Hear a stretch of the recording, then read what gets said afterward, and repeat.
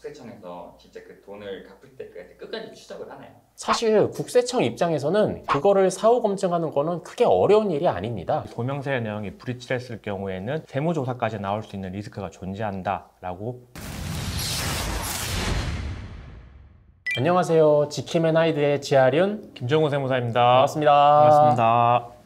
축하합니다. 축하합니다. 당신의 청약을 축하합니다.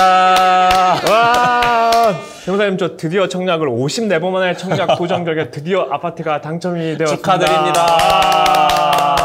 마냥 지금 행복하시지만은 않다고 들었어요. 아무래도 요즘 아파트 청약 시장의 분양가가 높다 보니까 제가 당첨이 되었는데도 불구하고 이 분양대금을 어떻게 납입을 해야 할까에 대한 고민이 바로 나오더라고요. 이런 경우에 가족들 간에 자금 대여를 하면 되지 않을까를 가장 먼저 떠올리게 되는데요. 아무런 생각도 안 하고 차용증을 쓴다든지 이렇게 있을 때 어떤 문제들이 발생할 수 있는 걸로 알고 있어요. 그래서 가족 간 금전되어 있을 때 어떤 문제가 발생할 수 있는지 또는 그 문제를 회피하려면 어떤 것들을 준비해야 되는지에 대해서 살펴보도록 하겠습니다. 그럼 세무사님, 자금 대여를 할 때 가족 간에 이제 자금 대여는 할 수 있잖아요. 돈을 빌려줄 수도 있고 빌려 받을 수도 있는데 이때 있어서 세무적으로 발생할 수 있는 리스크에는 어떤 것들이 있을까요? 일반적으로 가족 간의 거래에서 자금 대여는 특수관계자라고 해서 실질적으로 이게 차입금이고 대여가 맞는지에 대한 부분을 정확하게 구분하시는 게 필요할 것 같아요. 국세청에서는 흔히들 얘기하는 제3자와의 거래에서 발생되는 무상금정 대여에 대해서도 이게 대여가 아닌 증여로 보는 이슈가 있거든요. 하물며 그런 가족 간의 거래에서는 이게 대여가 아닌 돈을 그냥 준 건데 우리가 형식을 자금 대여 형식을 통해서 증여에 대한 이슈를 피하고자 하는 경우가 많다라고 보고 있어요. 그렇기 때문에 실질적으로 우리가 부모님이나 친인척을 통해서 돈을 빌렸을 경우에는 이게 실질적으로 돈을 빌렸다라는 증빙을 구비해서 세무적인 리스크에 대해서 대비할 필요가 있습니다.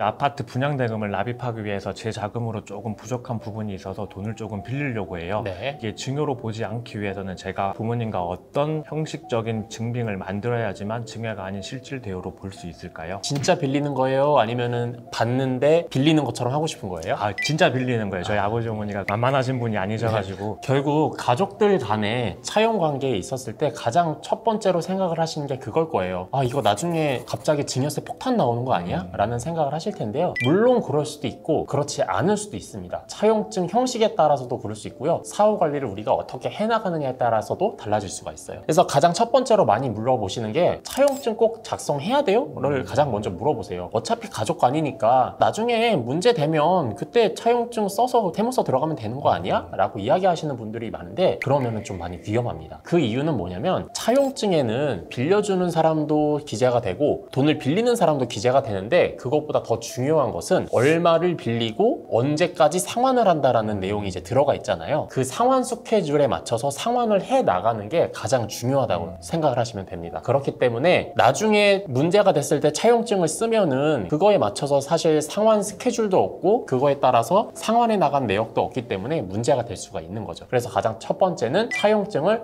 꼭 작성하셔야 된다.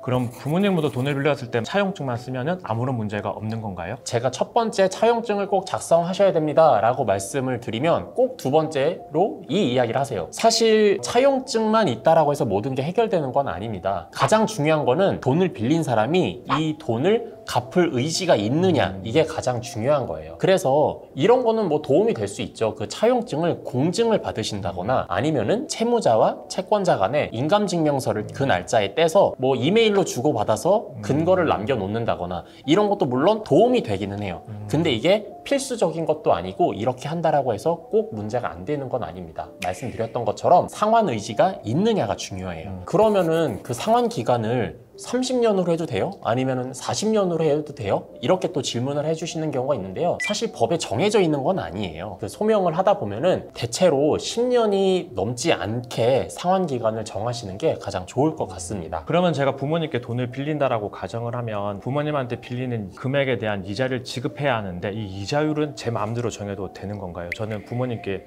솔직하게 이자 0%로 지급하고 싶거든요. 이 내용에 있어서 많은 분들이 인터넷 검색도 하고 전문가세요. 세법상 이자율은 4.6% 아닌가요? 라고 말씀을 하고 계세요. 반은 맞고 반은 틀립니다. 4.6%가 정해진 이자율은 맞는데요. 차용증에 아무것도 묻고 따지지 않고 4.6%로 기재하면 문제가 될 수가 있습니다. 세법에서는 내가 이자를 덜 지급했다라고 해서 바로 덜 지급한 금액에 대해서 증여 문제가 있는 건 아니에요. 그 이유는 세법상 내가 덜 지급한 이자가 1,000만 원 미만일 경우에는 증여 문제가 발생되지 않는 것 때문에 그런 건데요. 그거를 역산해 보면은 대출 금액이 2억 1,700만 원이 되는데요. 간단하게 이야기해서 부모님께 돈을 빌릴 때 차용증에 2억 1,700만 원 이하의 금액을 빌릴 때는 이자율을 기재하지 않는 게 좋습니다. 왜냐면 아까 가장 중요한 게 뭐라고 했죠? 매월 정해진 기간에 원금을 상환해야 된다고 말씀을 드렸잖아요. 근데 내가 이자율을 기재하지 않아서 이자를 지급하지 않아도 되는데 지급을 함으로써 내가 매월 상환하는 금액에 이자를 지급을 하게 되는 꼴인 거죠. 그러면 결국 내가 상환해야 될 원금은 고스란히 남아있을 수가 있기 때문에 결국 대출 금액이 2억 1,700만 원 이하일 때는 이자율을 안 써도 된다라고 이해하시면 좋을 것 같습니다. 그럼 부모님한테 돈을 빌릴 때 2억 1,700만 원 이하의 돈을 빌리고 이자율을 명시하지 않은 채 실질적으로 원금만 매달 상환하는 게 제일 베스트한 방법이 될 수 있겠네요. 그렇죠. 그래야지 원금 상환을 빠른 기간 내에 종료시킬 수 있겠죠.